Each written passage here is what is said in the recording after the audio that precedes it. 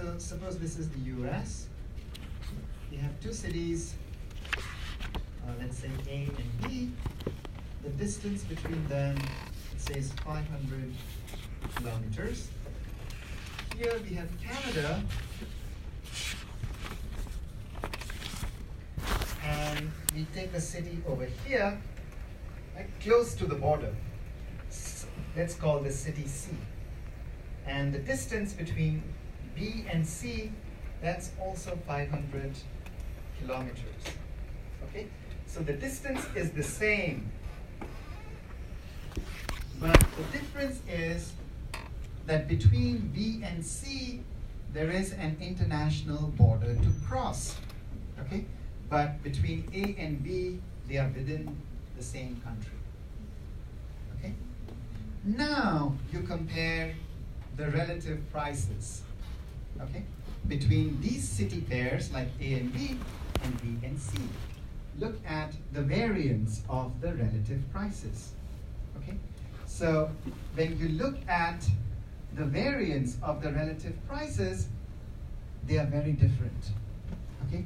Even though the distance is the same between A to B and B to C, when we look at this pair, the variance of the relative prices is much, much higher than when we look at the A to B pair within the same country. Okay? So it is as if adding the border is equivalent to adding a lot more distance between the cities. Okay? Effectively, physically, the distance is 500 kilometers, but it is as if the distance were much larger than 500. Okay, so that's what we find.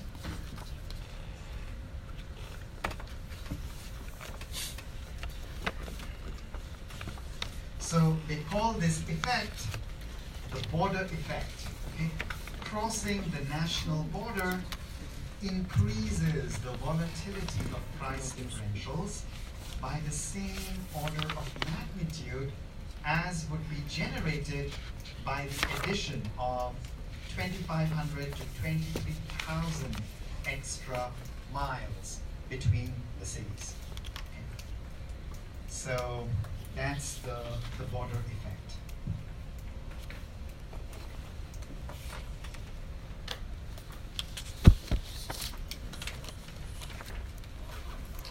So then the question arises, so all these papers are suggesting that law of one price seems not to work so well.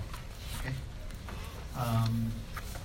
At least across countries. Within a country it may work reasonably well, but when you add an international border, then it does not seem to work so well.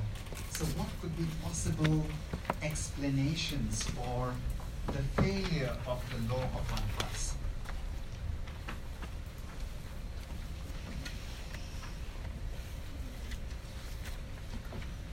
So the failure of law of one price, what could be the reasons for this? Okay, so one reason, of course, would be the existence of transportation costs. The larger the distance between countries, the more it costs to ship goods, so there are transportation costs. And then, in addition, there could be tariffs, right? So when we import alcohol or tobacco into Hong Kong, right, the Hong Kong government imposes a tariff on that. So there could be tariffs, and then there could be other kinds of trade barriers. So collectively, these things could create a deviation from the law of one price.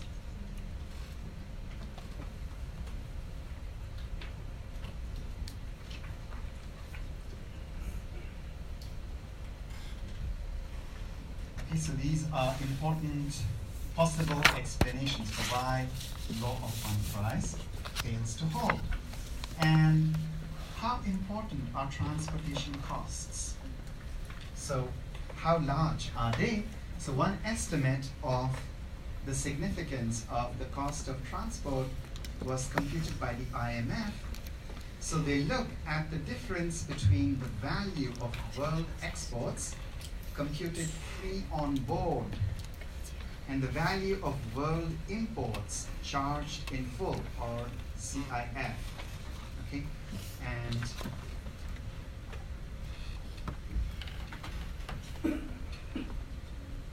so earlier we talked about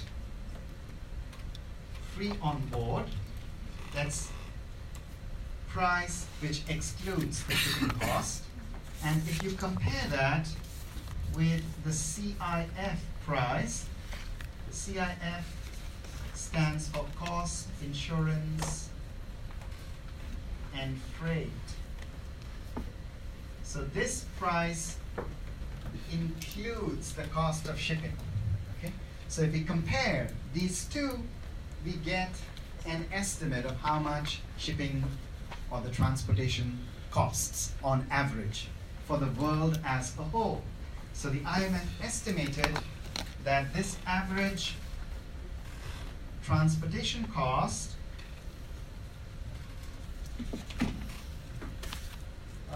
is about 10% for the world as a whole, and highly variable across countries. Okay, so depending on which country pair you look at, it could be much higher or much lower than 10%. Okay, so that is first possible explanation for the failure of the law of one price. A second explanation for the failure of law of one price could be the presence of significant non-traded components in price indices used by the empirical literature. Okay, so that's the second source of violation of law of one price.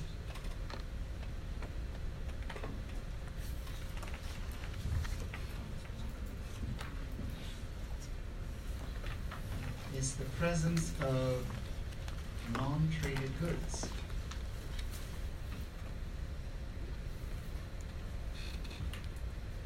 So we'll talk more about this, but like non-traded goods, goods that are not traded across countries. What would be an example for non-traded good? Property, okay? Property in Hong Kong, much more expensive than in mainland China or in the US. But we can't import cheap property from the US into Hong Kong, right? Otherwise we could solve a lot of problems that Hong Kong people face. It's non-traded, okay? Services in general, right? Education, haircut. In the old days, people used to go to Shenzhen, from Hong Kong to Shenzhen to get a haircut. It was cheaper. But then the RMB started to appreciate, and now it's not really cheaper. People from Shenzhen come to Hong Kong and buy things over here instead. Okay? So we'll talk more about this channel later on.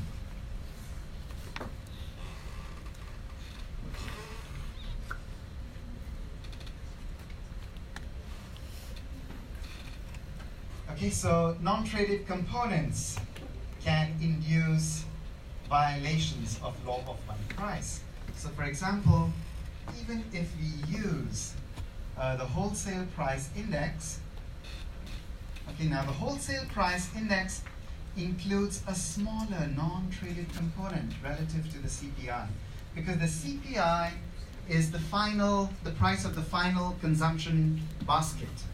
Okay, so the CPI includes all the domestic advertising expense, rental expense, transportation and shipping expense, and all that. But the wholesale price index does not include. It has a much smaller non-traded component, but still it is there. For example, cost of labor and insurance and so on. Okay, so let's explore these two channels further. So the first channel is saying that there are some barriers in the operation of these markets. So even with identical goods, you could get very different prices. So there are some frictions in the process of arbitrage.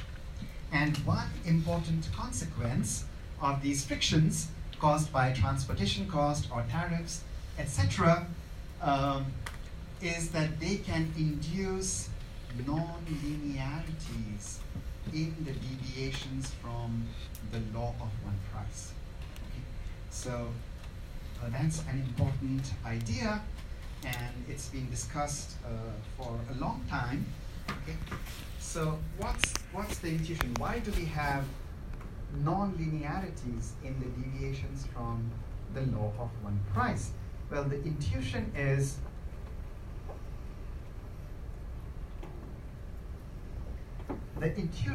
that the transportation costs create a band for deviations from the law of one price within which the marginal cost of arbitrage exceeds the marginal benefit.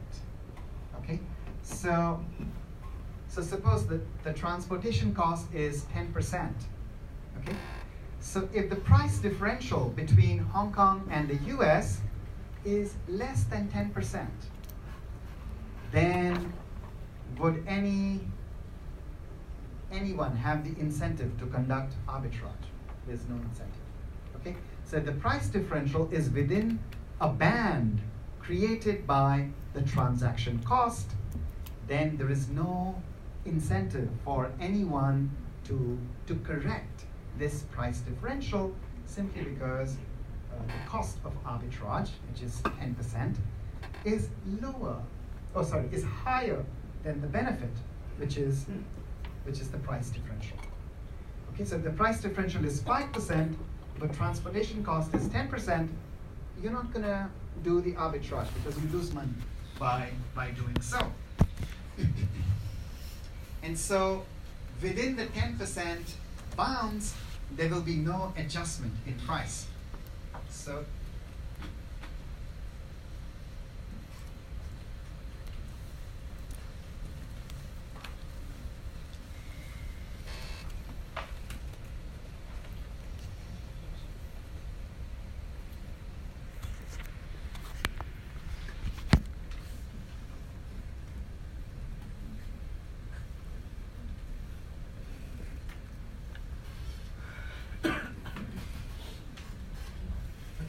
So this is the band created by transaction costs, and here we have relative prices or deviations.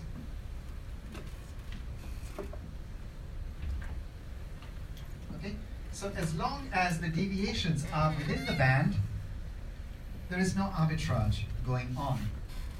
But the moment you reach the outside edge, these thresholds, arbitrage will only begin when you are at this edge or beyond this edge. Okay? So within these bands, there will be no reason why you would expect international goods arbitrage to take place to correct these deviations.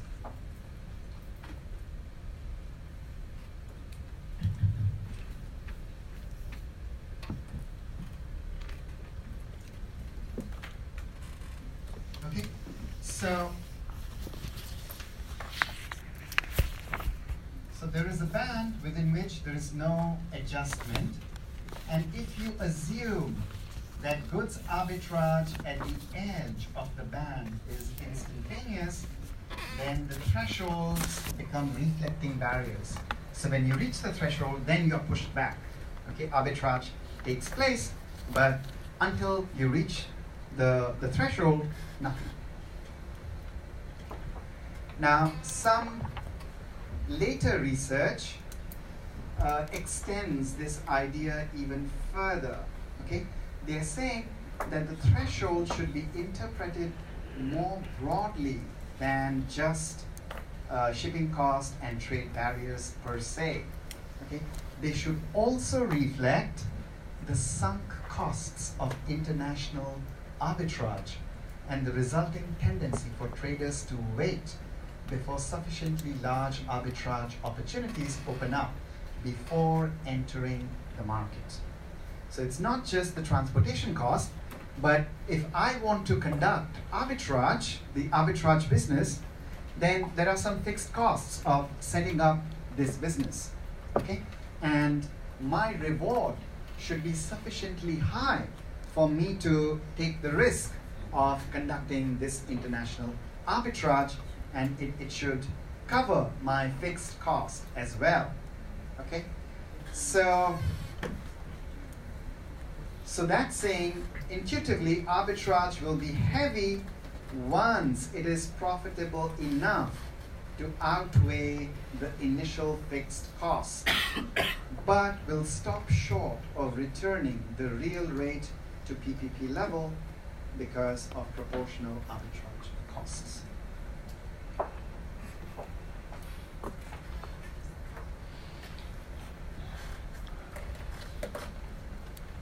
Okay, so he's saying that the assumption of instantaneous trade is not realistic, that once you reach the upper or lower band, you will immediately be pushed back to the equilibrium level. That's not realistic, okay? Because it does take time to ship goods. So in this model with fixed costs, transportation costs, again, they create a band of no arbitrage, but the exchange rate can stray beyond the thresholds. Once beyond the upper or lower threshold, the real rate becomes mean reverting with the distance from the threshold. So within the transaction costs band, no trade takes place. The process is divergent, so the exchange rate spends most of the time away from parity. So what that means is that within this band,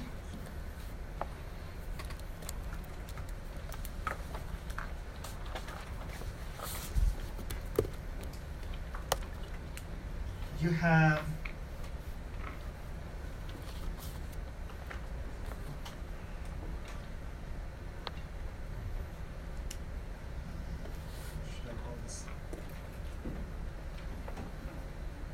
no adjustment or no mean reversion, no reversion to the equilibrium level.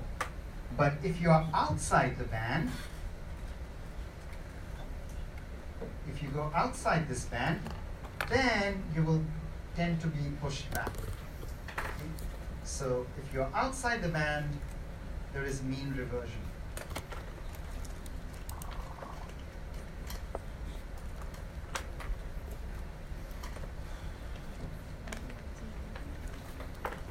So what that means is that outside the band, you have a stable, stationary kind of process because it is reverting back to the mean. But within the band, the process is not mean reverting. It is going to be close to a unit root process. Okay? Within the band, there's no mean reversion, so it's close to a unit root. Outside the band, when the thresholds have been crossed, then arbitrage kicks in, and then the process becomes mean reverting. But even then, it doesn't mean that it will go all the way back to the equilibrium level. So this kind of model is called TAR, threshold autoregression.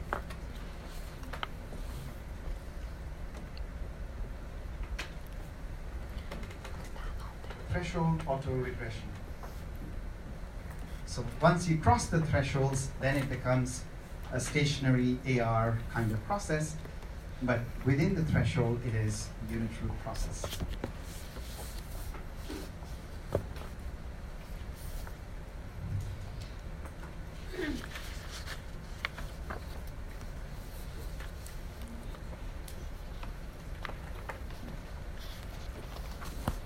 Okay, so non-linear nature of the adjustment process in terms of a TAR model allows for a transaction cost band within which no adjustment in deviations takes place, so deviations may be unit root. Outside the band, goods arbitrage becomes profitable. The process switches abruptly to become a stationary autoregressive process.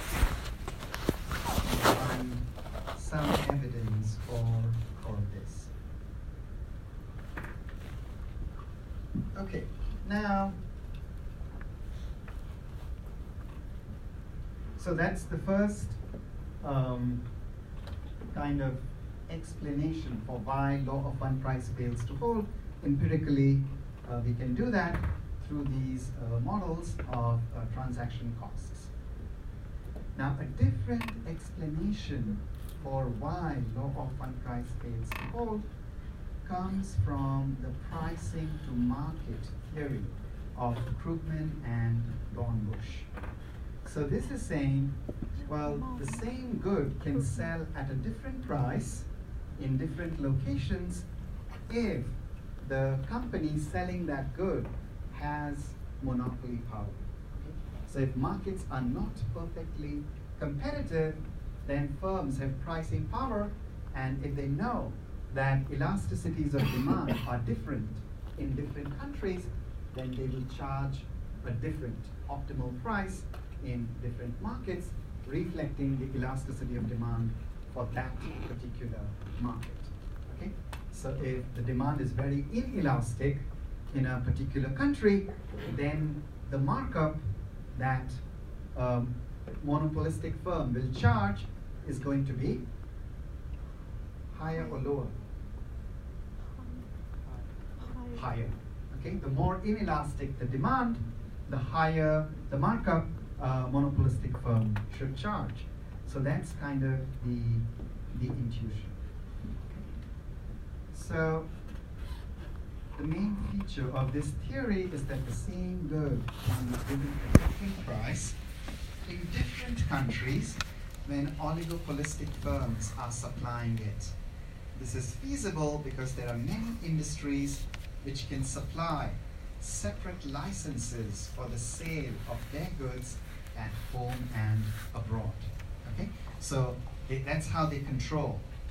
So in Hong Kong is a small market. So when a foreign firm, let's say a German firm, wants to sell its products in Hong Kong, it's not going to let just anyone buy from that firm in Germany and sell to Hong Kong. Instead, it will give one Hong Kong firm a license to sell that German product in the whole Hong Kong market.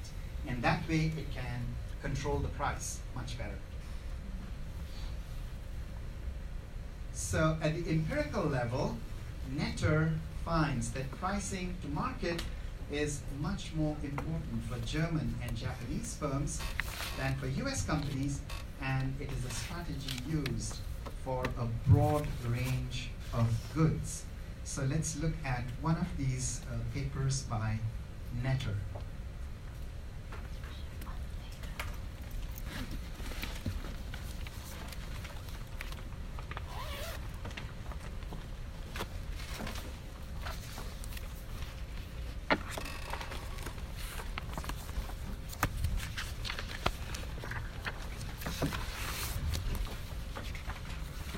So this paper was distributed last time.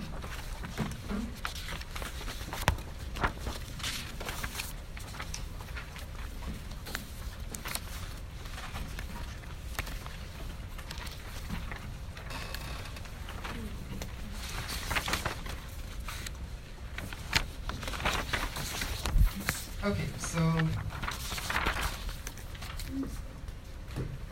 it starts with the observation that the insensitivity of the US trade balance to the sharp depreciation of the dollar in the past 3 years has revived interest in the relationship between exchange rates and the trade balance. Okay? So what would you expect? If there's a sharp appreciation, a sharp depreciation of the US dollar, the trade balance you would expect in the US should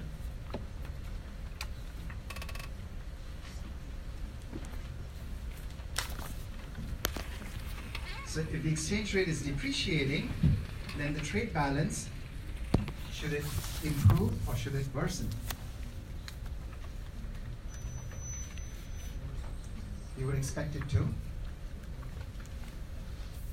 improve, right? The trade balance should improve. So if the US has a trade deficit, when the US dollar depreciates, this deficit should become lower, what you would expect, because US goods are becoming cheaper as the US dollar depreciates. So you would expect the trade balance to improve.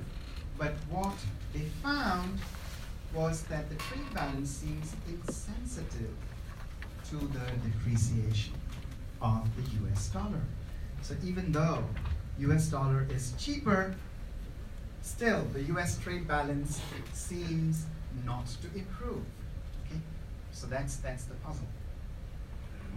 So it means that there's something weird going on in the price adjustment process. Okay?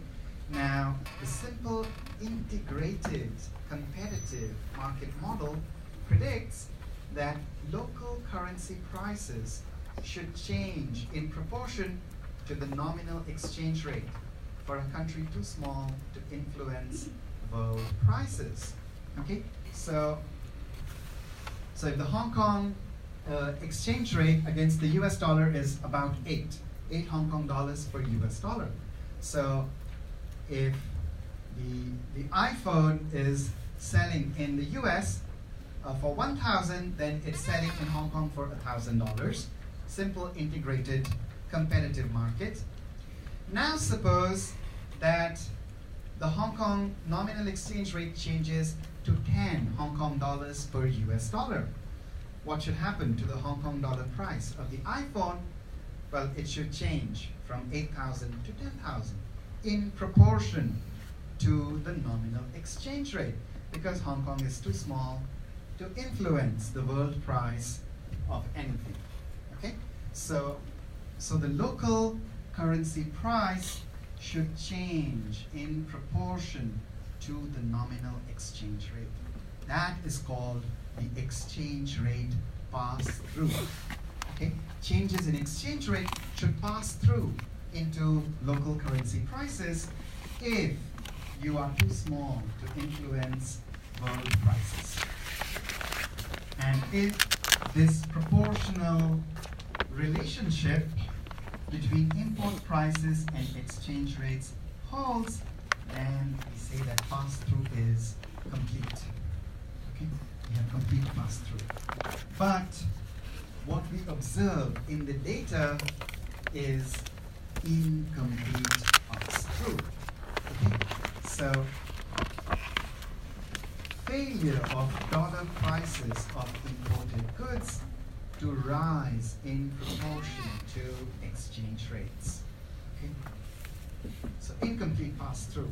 And that is an important factor in explaining the persistence of the trade deficit. Okay? The US keeps complaining to China, well, RMB is undervalued, that's why we have this huge trade deficit. But what this evidence is showing that the trade deficit can't really be resolved by depreciating the value of the US dollar. So what is going on here? Okay.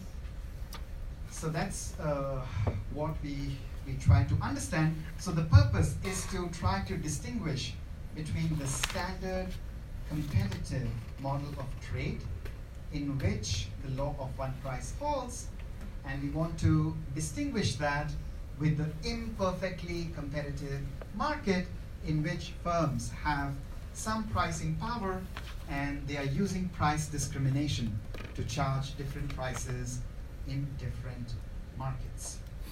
So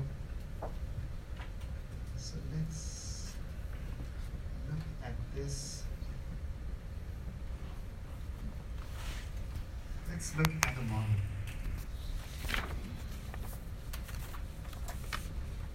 Okay. So suppose we have an exporter selling to n foreign destinations indexed by I. So the same company selling to n different countries around the world.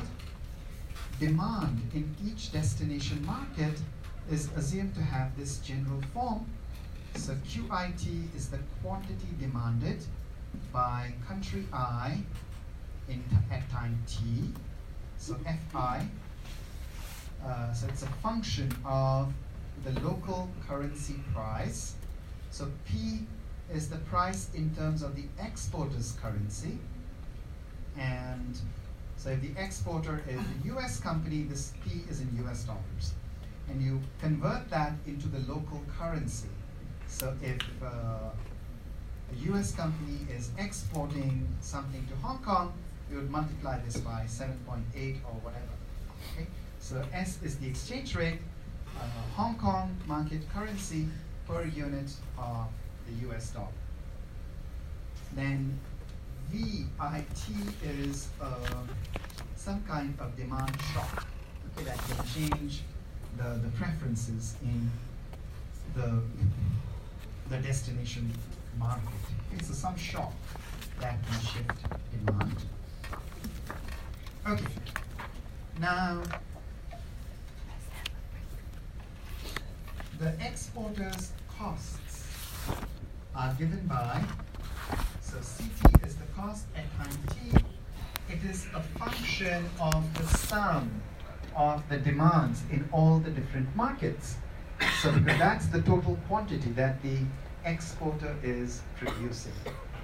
Okay? So CT measures the costs in domestic currency. So for a US firm, it's in US dollars. Summation is over all the destination markets.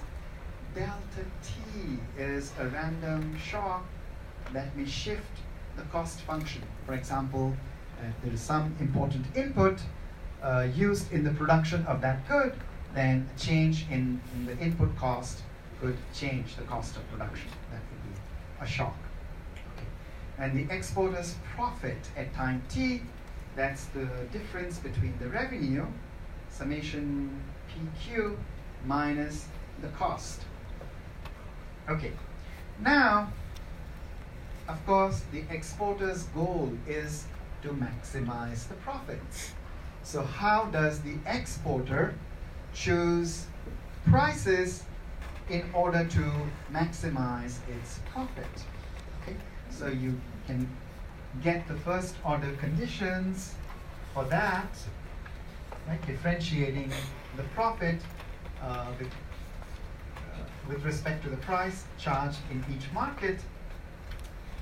And these first order conditions tell you that the price charged in each market should look something like this.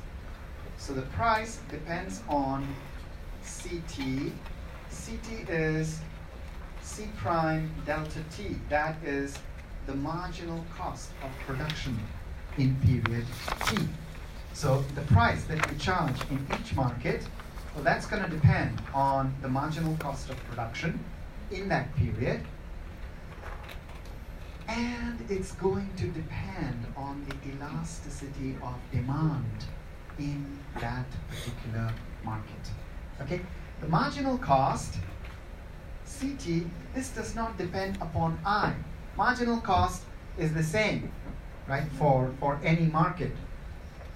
But how much markup you charge, that depends on I, which country you are selling to, because each country has a different demand and a different elasticity.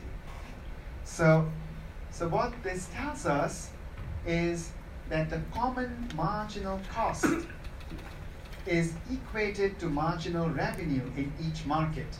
So the price that the exporter is going to charge is a markup over the marginal cost. And the markup will depend on the elasticity of demand in the various markets. Okay? And as a special case, this includes a perfectly competitive market as well. In a perfectly competitive market, demand elasticities are infinite, independent of the destination, and then marginal cost will just equal the marginal revenue. Okay? That's a special case. So now if we want to see how well this model works, you need an empirical framework to do that. So you need to know marginal cost or markup. And he finds a clever way of estimating this model empirically. Okay? So what's the idea? So remember, our goal here is to distinguish between perfect competition and imperfect competition. So the nature of international markets, are they perfectly competitive or are they imperfectly competitive? So here he wants to distinguish between the competitive integrated market model.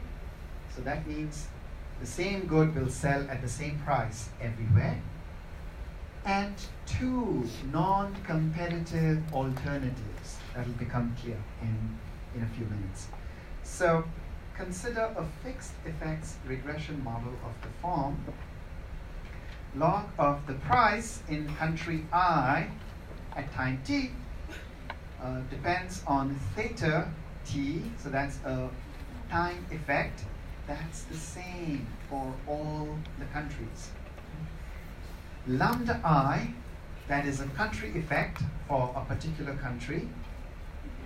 And then beta I times log of the nominal exchange rate. Okay? And then there is an error term. Now, if the world market is competitive and integrated, then what will these coefficients look like? We have an integrated and competitive world market, then what should we get? What restrictions on these coefficients does that imply?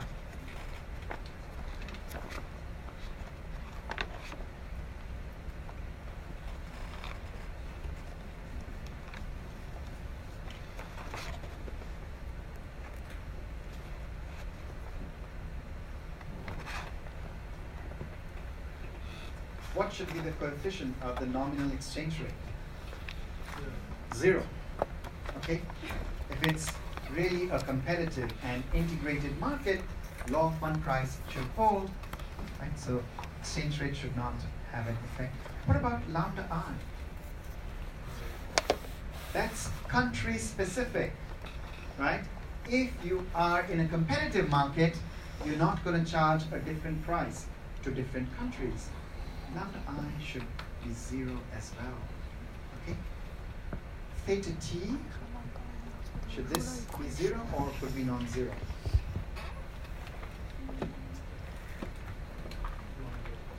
Could be non-zero because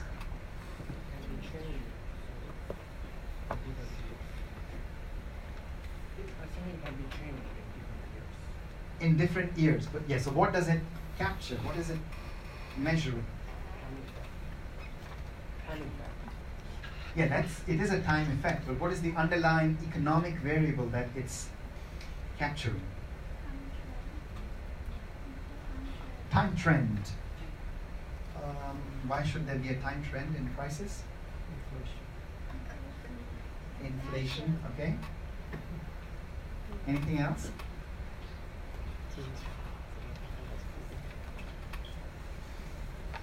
Well, the cost of production can change over time. So, yeah, technology. So it's capturing kind of the marginal cost of production in each time period. Okay? So if you have an integrated competitive market, then the same marginal cost is what you charge to each market around the world. You should not have lambda and beta. Okay? So the implication for coefficients is the null hypothesis of a single competitive world market requires that price equals marginal cost. Export prices are equal across destinations. So in the regression model, the time effects will measure the common price that obtains in each period. Okay? There is no residual variation that could be correlated with country effects because you're not pricing differently in different markets or with the nominal exchange rates. So lambda and beta should be 0 under the competitive null hypothesis. Okay? So that's a simple way of testing whether there is a competitive market or not. Now, what are the alternatives to competition? Well, that's imperfect competition. Now, imperfect competition can come in two different ways over here. Okay? So, imperfect competition will involve price discrimination across the destination markets. So, once the possibility of price discrimination is admitted, then we need additional structure to interpret this model. Okay? So, for example, we may assume that there is a constant elasticity of demand with respect to the local currency price in the destination market. So each destination market has a constant elasticity of demand, right? So that elasticity of demand is constant for Hong Kong, constant for Germany, but Hong Kong and Germany could have different elasticities of demand. So, and that may be a reasonable characterization for small movements along the demand curve. You don't expect elasticity to change too much. It will be approximately constant. Okay? So under price discrimination with constant elasticity of demand, how do we distinguish that? Here, against the perfect, so if we are perfectly competitive, lambda and beta should both be 0. Now we are allowing for imperfect competition, but with a constant elasticity of demand. So in this case, what should happen? How do we capture a different but constant elasticity of demand for different countries?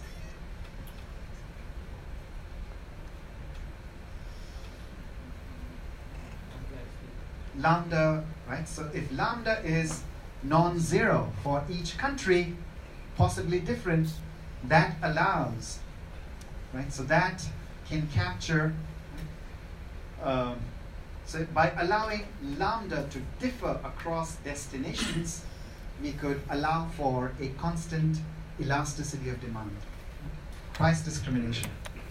But beta should still be 0. Okay? So that's one possibility. Then a second possibility, second way in which we have imperfect competition could be that you have non-constant elasticity of demand. Okay? Non-constant elasticity of demand. So that's a more complex case. So you can read a little bit about that in the paper. And so we can capture that by allowing even beta to be different across countries. Okay? So three possible cases. Perfectly integrated model in which lambda and beta are both 0. Imperfectly competitive, but with constant elasticity of demand. Lambda is non-zero, but beta is still 0. And imperfectly competitive with non-constant elasticity of demand, and both lambda and beta are going to be non-zero. So just by estimating this, you can see what is going on. So when he does the regressions, what does he find? What do you expect? Which of the three hypotheses is the most realistic?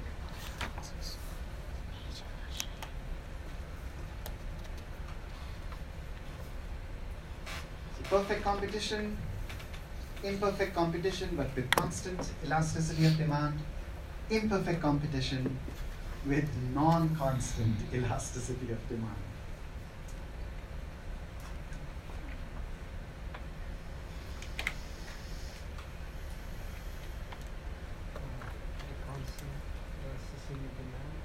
Okay, so the middle case, it's reasonable guess, but it's the third case is most common. The results vary somewhat by which country you're looking at, okay? But generally the third hypothesis finds most support. So you can look at that over here.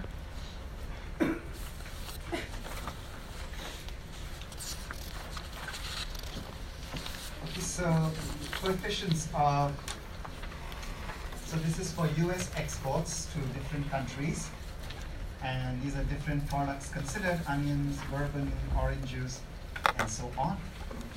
And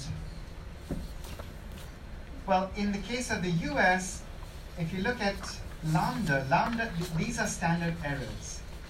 And so in most cases, lambda is significant. If you construct the t ratio, it's about -3 over here, and so on. So in most cases, lambda is significant.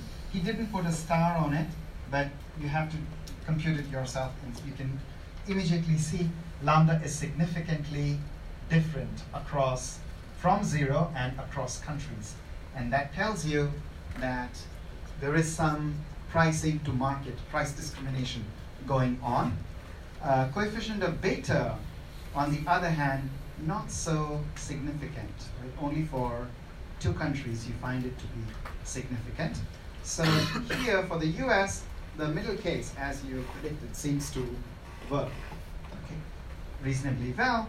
But if you look at this other product category, here you do find that the exchange rate coefficient is also significant. So we are in the third hypothesis, the third case over here and over here also. So depending on which good you are looking at. So you can read this in more detail by yourself. Okay, so that's basically, it's a clever way of controlling for things that we don't observe, like the marginal cost of production, elasticities, and so on.